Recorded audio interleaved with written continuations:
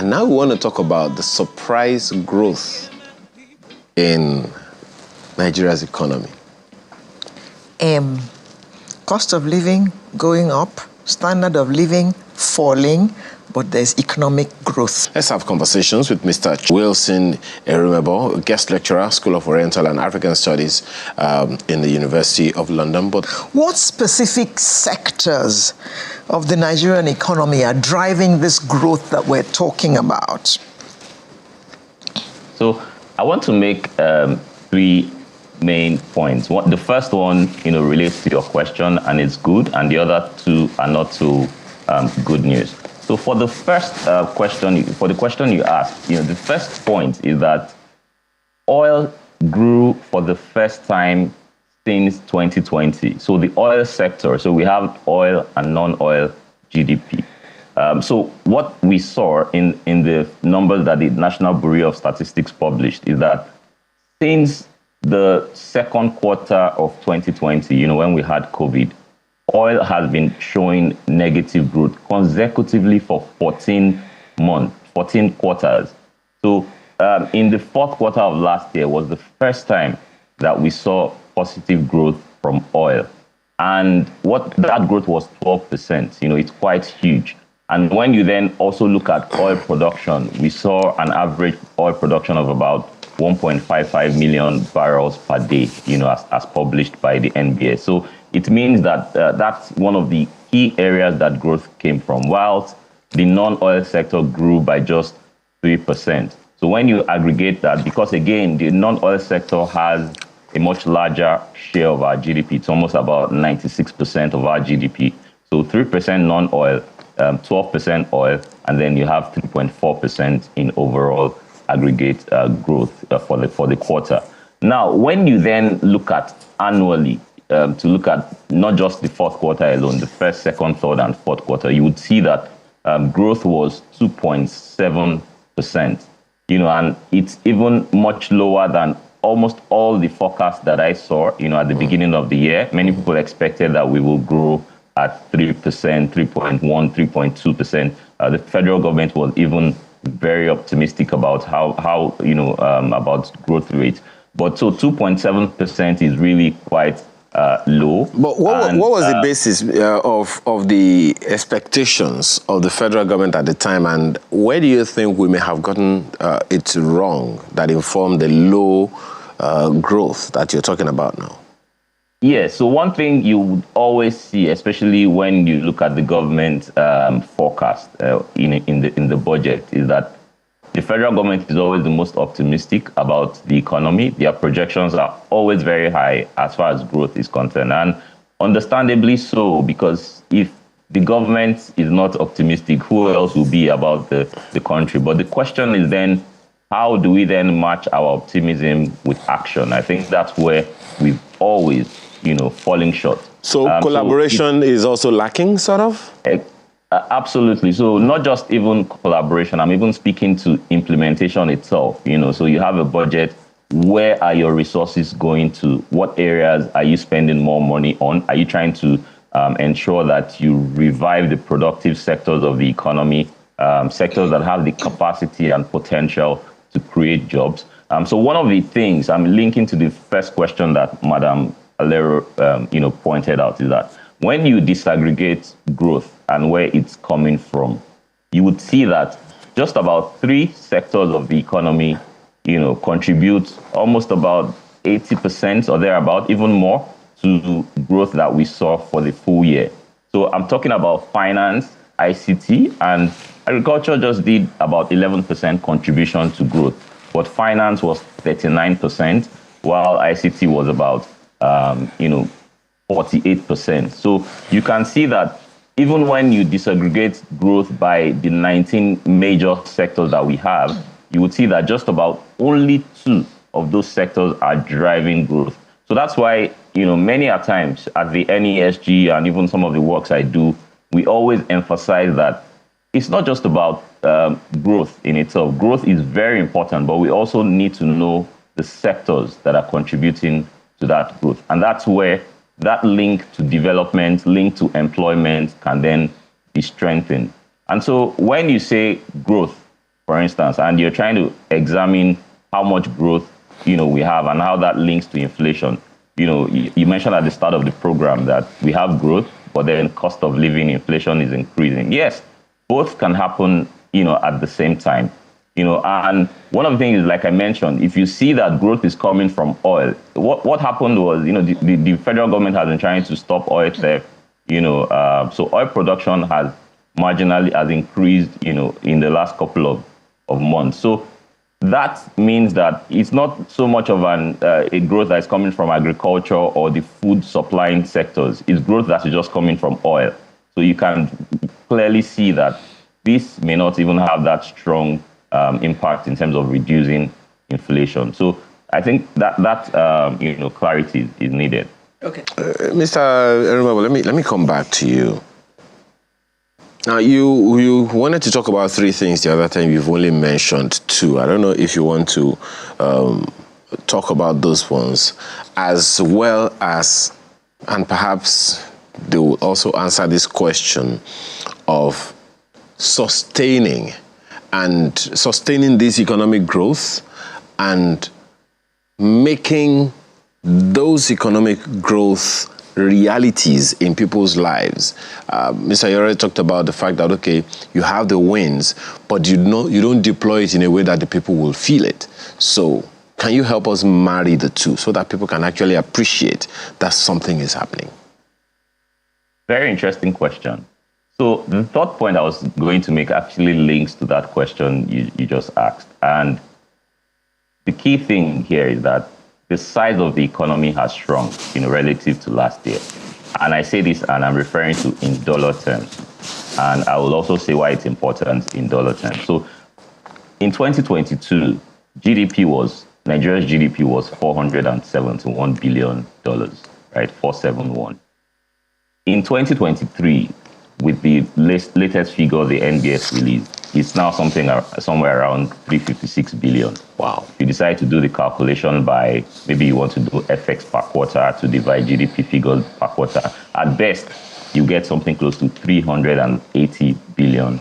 So we're moving from 471 to to be quite optimistic, let me use $380 billion. So that's a shrunk in the size of Nigeria's economy in dollar terms. And one of the things, key point to also note is that for 2023, Nigeria may no longer be the largest economy in Africa. And this is something we've always known to be, growing up. Nigeria has the largest GDP. And so for the first time in maybe a long time or forever, I don't know, Nigeria may no longer be the largest economy in Africa, especially when we wait for Egypt to publish their GDP figures for the last quarter. Now, why this is important, and this is where I'm going to, is per capita income. So if you then look at Nigeria's per capita income, we're somewhere around $2,000, in 2022, and with these new numbers, we're moving to about $1,700. And the last time we were below $1,700 was in 2006. So, and that's why I said the 2 points I was going to make, the fact that growth is lower annually, 2.7%, and this point that I just made about shrinking per capita income in dollar terms, are not so much good news for Nigeria. Now, linking to your question as to growth and how growth can connect to development, it's not just about growth for one quarter or growth for maybe we have 3.4% in Q4 and we're so excited. The most important thing, and if you look at countries that have lifted people out of poverty, created jobs, one key ingredient is that growth must be high, growth must be consistent, for a long period of time, for it to impact the lives of people. It's not about growing up and down and you move. In fact, we've had 2 recessions from 2016 till now. Mr. Erumebor, I'm sorry for butting in, but the reason I'm asking this question, right, is because we talk about these growth things like it's something that has to be imported. Now, you talked about the fact that you and Mr. Yore have spoken about the fact that we need to sustain these things and all. I mentioned the issue of collaboration the other time. It is the federal government, as you said the other time, that has the high hopes of, forecasting high figures and all. Is there a carry-along system that would bring in the productivity or not of the states to help that figure, to help the federal government and Nigeria, achieve these high figures and perhaps even surpass it?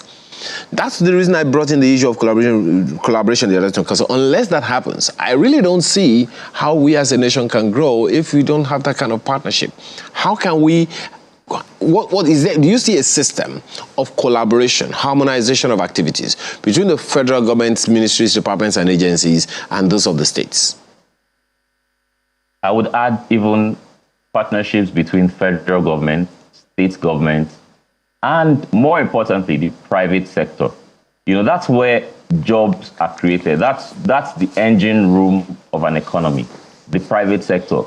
So it's a continuous thing of these three agencies. You can add the civil society, for accountability measures, just to ensure and monitoring and evaluation.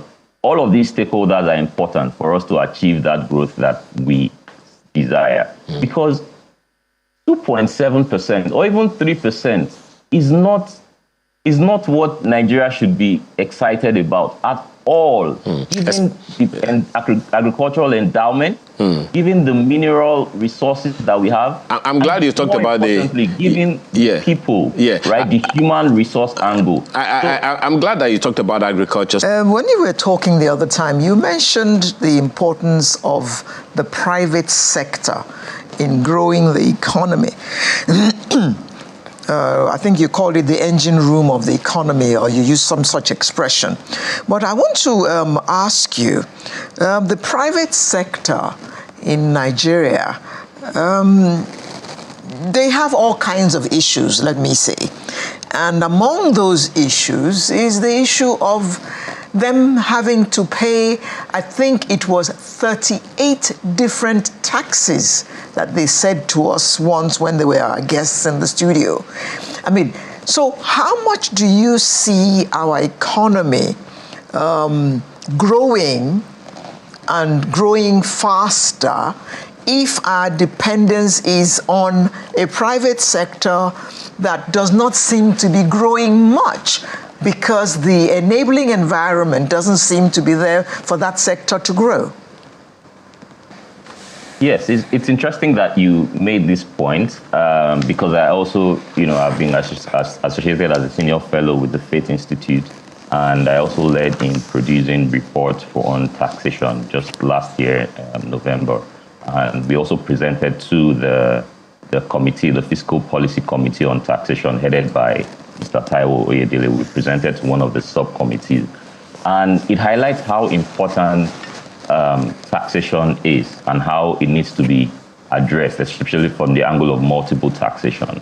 So what you find is that it's one of the key factors. So in almost all the surveys, if you go through the State of Entrepreneurship reports that the Faith Foundation releases every year, you would see that multiple taxation is always among the top 5 problems that businesses cite. In some cases, it's number 3. In some years, it will be number 2, and all that. And what you then find is that there are cases where, in fact, at the last conference, one of the business owners, MSME owners, she mentioned that tax officials would come to her shop and demand for all kinds of taxes.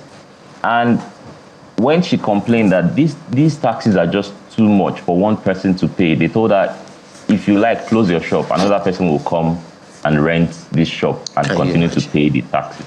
So that is the mindset from the people who are assigned to collect taxes. In some sectors, like those that operate in the logistics sector, it's one of the most affected. So it came up as, I think about 70 to 60% of businesses in that sector said multiple taxes was one of the biggest problems they faced, because again, they move from one point to another, delivering goods from one state to another.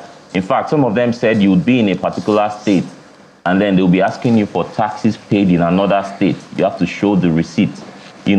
So it's one of the most, daring problems. And I'm very excited, hopeful that this, the Fiscal Policy Committee, I've been seeing what they've been doing, on taxes, trying to harmonize the taxes. My argument is that all of the main reform for taxes rely in the states. It's the state government that can make that effort. So there was some movement by international institutions some years ago for states to consolidate their tax laws. And what most of them did was to put together all their tax laws, tax policies. So many of the states have, that consolidation of tax laws.